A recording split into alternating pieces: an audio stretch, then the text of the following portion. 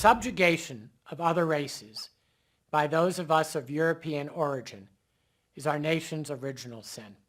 That sin began soon after our arrival on this continent, was written into our founding documents, and has been a tragic part of our history to this day.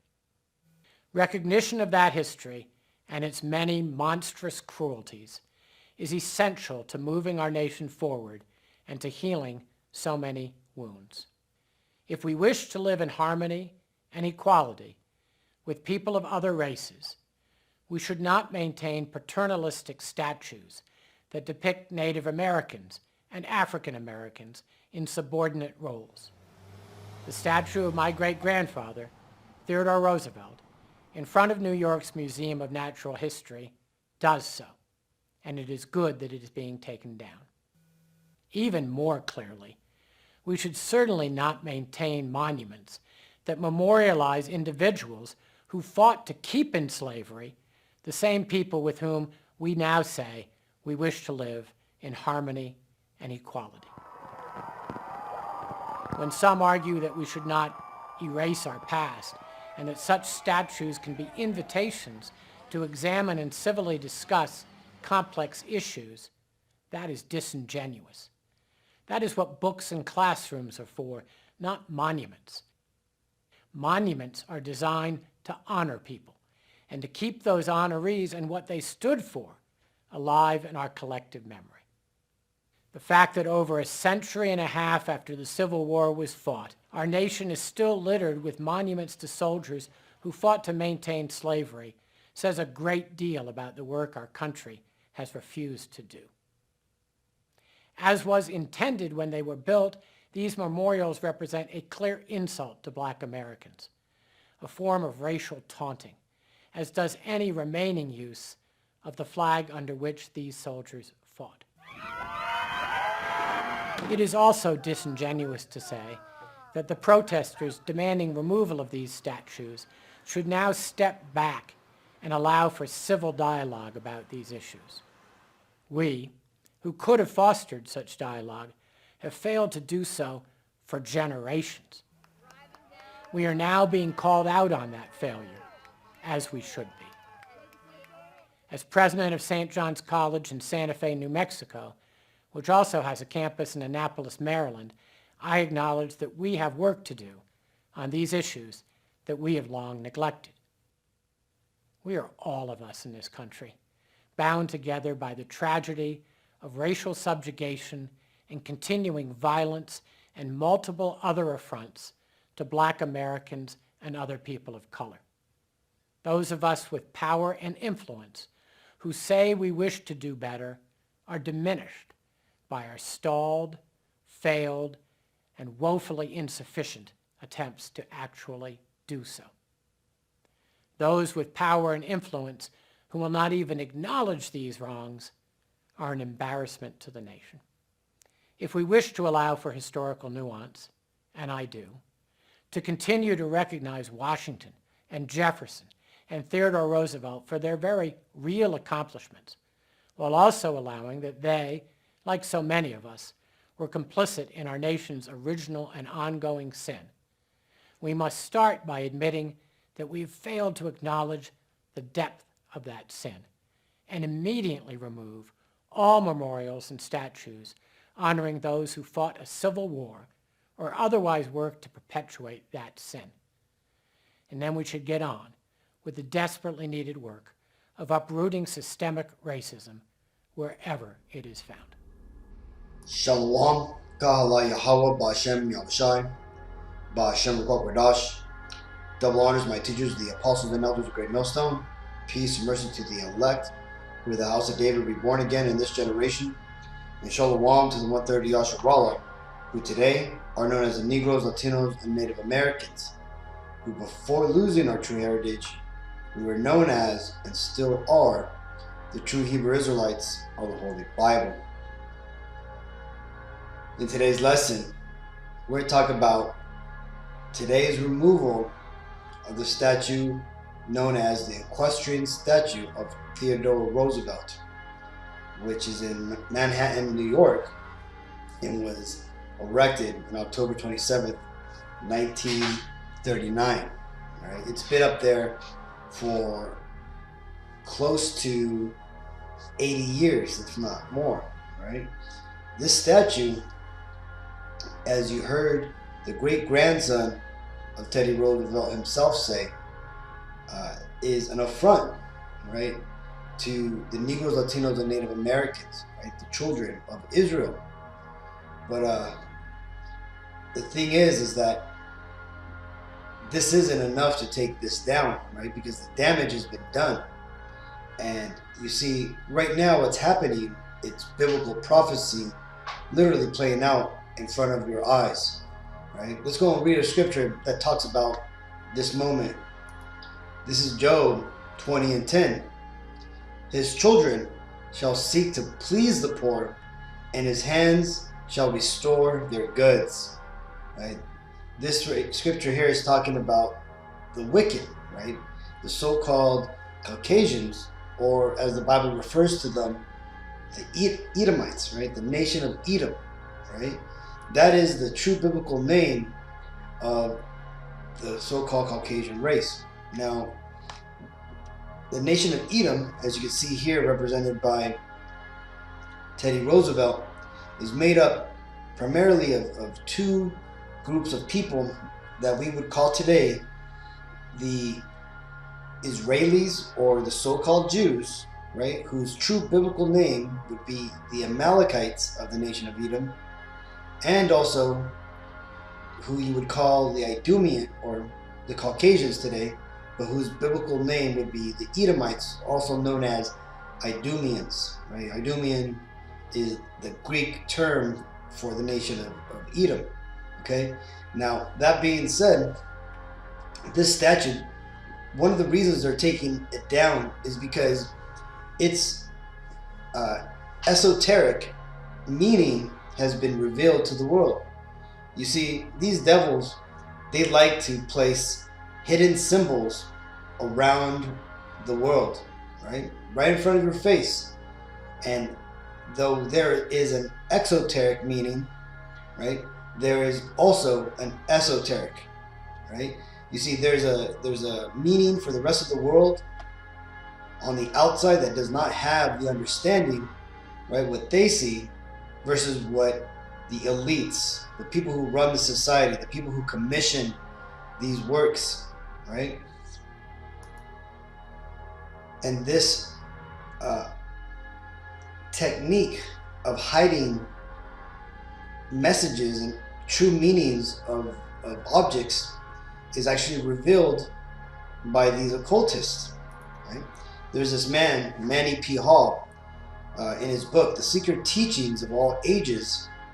He actually explains this, how they, the occultists, the elites, the secret rulers of the world, communicate in these hidden symbols, right? It tells you here, it says, symbolism is the language of the mysteries, right? And when he says mysteries, he's talking about the occult, the occultists, right?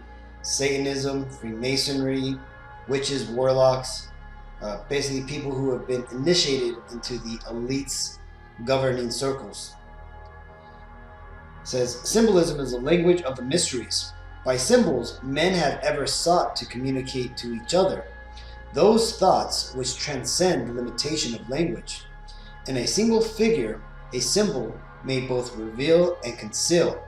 For to the wise, the subject of the symbol is obvious, while to the ignorant, the figure remains unscrutable. Hence, he who seeks to unveil the secret doctrine of antiquity must search for that doctrine not upon the open pages of books, which might fall into the hands of the unworthy, but in the place where it was originally concealed. Right? And what is the secret meaning of this Western exploring statue, right? Which these people, the Museum of Natural History, says is really just a representation of the spirit of the West, the spirit of exploration. Well, let's go and read a scripture that explains this right here. This is Ecclesiastes 10:6. Folly is set in great dignity, and the rich sit in low place. I have seen servants upon horses, and princes walking as servants upon the earth. Right? And that right there is talking about who you would call today the so-called Negroes and the so-called Latinos and Native American Indians, right? Who biblically are one people. And those people are referred to as the Israelites, right? The same Israelites, the same group of people spoken about in the Holy Bible, okay? And this picture here depicts them walking as servants, right? Now, not only that, but when you look closer, let's see if I can zoom in here. It's kind of hidden in this view, but the Indian has a rifle in his hands, but the rifle is pointing down. This signifies that the Indians would not fight for the nation of Edom, right? And that over here on this side, the Judite, right, has a gun and it is actually facing up, meaning that he did serve the nation of Edom. Okay, so the secret symbolism here is that the nation of Edom is in fact in a position of rulership, and it has subjugated the nation of Israel, the southern kingdom represented here by this Judite, and the northern kingdom here represented by this Ephraimite, right, the so-called Indian, right?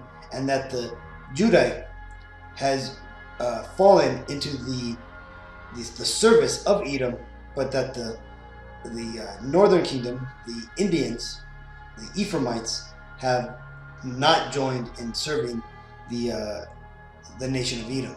Okay, that's what this statue really represents, right? At least to those, as I just read, are initiated, have the wisdom of the mysteries, right? And you see us Negroes, Latinos, and Native Americans who are in this truth, us Israelites who have woken up to our true nationality, who we are, and have been blessed and given the gift to understand the Bible. We have been given the wisdom needed to see through these secret symbols that these devils place up, right? And we know that when they're trying to save face and come out and saying that this is a horrible thing that was done, and that now they're gonna fix it, and they're gonna, do better by us now, and that now everything's gonna be equal and fair, and everybody's gonna live happily ever after. We all know that that is a bunch of lies, right? And that is all basically just a way of them trying to save face, trying to seem as if they are a gracious and fair people, right? But what does the scripture say about that? This is Isaiah 33:1.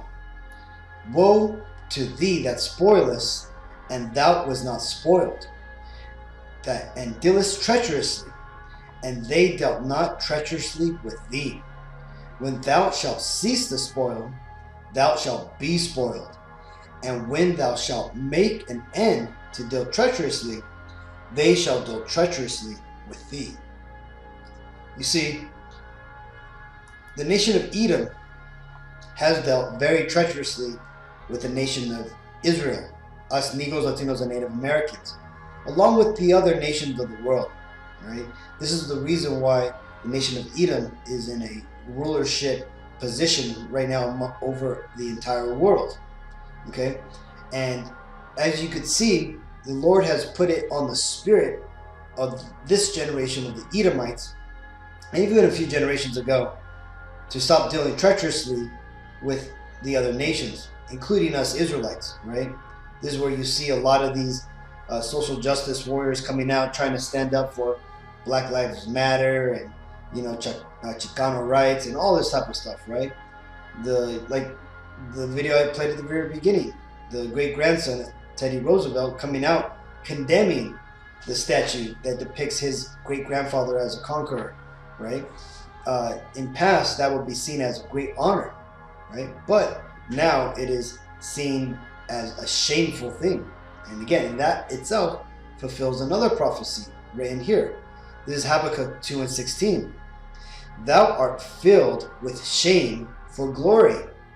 Drink thou also, and let thy foreskin be uncovered. The cup of Yahweh Ba'ashem Yahushai's right hand shall be turned unto thee, and shameful spewing shall be on thy glory. And that's ultimately what's happening, man. The Lord is making these Edomites drink of his judgment, right? Of his curses that he's putting upon them. And he's revealing the nation of Edom, these Caucasians, for who they truly are, right? And those things which they used to see as symbols of glory have now turned into symbols of shame, right? And as the scripture I read in Job says, they're trying now to make up for their fathers. They're trying to restore the goods of the poor, right? The poor being us Israelites, the Negroes, Latinos, and the Native Americans first and foremost, right? But I just read here, that's not going to be enough, because the Lord is ultimately his right hand, which is Yahweh Shai, is going to fall upon these Edomites, and they're ultimately going to be destroyed and then go into slavery for 1,000 years and then ultimately eradicated, right? That is the destiny of the so-called white man, right? The Edomites do not have a perpetual future, right? They have been born onto the earth to be the hammer of the earth, as it tells you in the scripture, but they will soon perish and go the way of the dodo bird. Okay, they shall go extinct. And the thing is this is all biblical prophecy, right? Now, that being said, the thing that caused the statue to be created, right?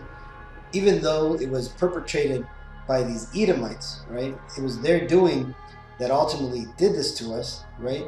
They were the ones who subjugated us, destroyed us, conquered us, killed us off, right? In mass numbers.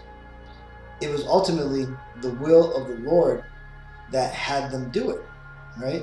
And this could be explained here in Psalms 83 and 4. It said, and this is talking about the other nations, how they came up against us, Israel, and basically made sure to take us out of power and to get away from our rulership. This is Psalms 83 and 4. They have said, come and let us cut them off from being a nation, that the name of Israel may be no more in remembrance, right? And when it says here the name of Israel, this is talking about us, the Negroes, Latinos, and Native Americans, being known as the Israelites, right? See, because you have people today who claim to be the, God's chosen people, right? And that would be the people who are dwelling in the land of Israel today, the so-called Israelis, right? Who true biblical name are the Edomites. Well, you see, the nation of Edom, along with all these other nations, have come together, right? Through conquest, through policy, through crafty counsel, as the scripture says, to basically take us out of rulership, to split us up, divide and conquer us, and keep us in a slave-like captivity, man, where we wouldn't even know that we were the slaves. Let's continue. For they have consulted together with one consent. They are confederate against thee. The tabernacles of Edom and of Ishmael, of Moab, the Hagarenes, Gerbal, and Ammon and Amalek, the Philistines, with the inhabitants of Tyre. Assur also is joined unto them. They have holpen the children of Lot, Salah. Right? So you see, so this shows you, man, that the other nations have all come together to join Edom and to basically bring us Israelites down, right? And like I said a little while ago, this is all prophecy, and it was judgment from the Lord to us Israelites for going off and disobeying his laws, right? Because you see, we have messed up, right? We basically broke the commandments, and we broke the covenant that we had made with the Lord after we had came out of Egypt, right? First and foremost, the first commandment, thou shalt have no other gods but me, right? Me being Yahweh, right? That's the true Hebrew name of the Most High Father, which is Hebrew for He is, right? Let's read this. This is Jeremiah 17:4. And thou, even thyself, shalt discontinue from thine heritage that I gave thee, and I will cause thee to serve thine enemies in the land which thou knowest not. For ye have kindled a fire in mine anger, which shall burn forever. Right? And that's ultimately what happened to us, man. So you see, we had kindled a fire in the Lord's anger, right? And that's because we went off and we started worshiping other gods. We stopped, performing our duty to the Lord, right? By not following His laws. That's how we broke these commandments, man. Right? And ultimately, this is all prophesied to happen, right? Well, this is the ramifications and the outcome of that, man. We have statues depicting our captivity, right, by the nation of Edom, holding their rule over us, right? But again, so like I had said before, all this was possible because we have gone off, right? And that's why these devils, built statues. But now that time is running out for them, now they're worried that the truth is coming out, and now they're trying to cover up their crimes. They're trying to hide the evidence, I guess you could say, right? This is why they're trying to stop critical race theory from being taught, because they don't want you to know the things that they did, right? Because they can only say so much that it wasn't them that did it, right? Because everybody knows, man, that they are, they're the descendants of their grandparents, man, right? The descendants of their progenitors. And for those who are even more in the know, they understand that those are the same people coming back in reincarnation, right? Because the Bible does speak of reincarnation and explains how you come back every 3 or 4 generations. So those people today who are out there, those are the same people, right? Who perpetrated a lot of the travesties that we've been reading about, man. Right? They're back in this generation, or in past, recent generations, still more likely are alive and well, right? Condemning their past life actions. This is Luke 8:17. For nothing is secret that shall not be made manifest, neither anything hid that shall not be known and come abroad. And that's ultimately what's happening. The Lord is revealing these secrets that these Edomites have done, man. Right? He's lifting the skirt upon their head and showing the world their nakedness. So, today is a great day for prophecy, Akim. Hopefully this video was edifying. Until the next time, I want to give all praises to Yahweh, Ba'Shem Yahushai, Ba'Shem Ruach HaKodesh. Double honors my teachers, the apostles and elders of the Great Millstone. Peace and mercy to the elect. Shalom.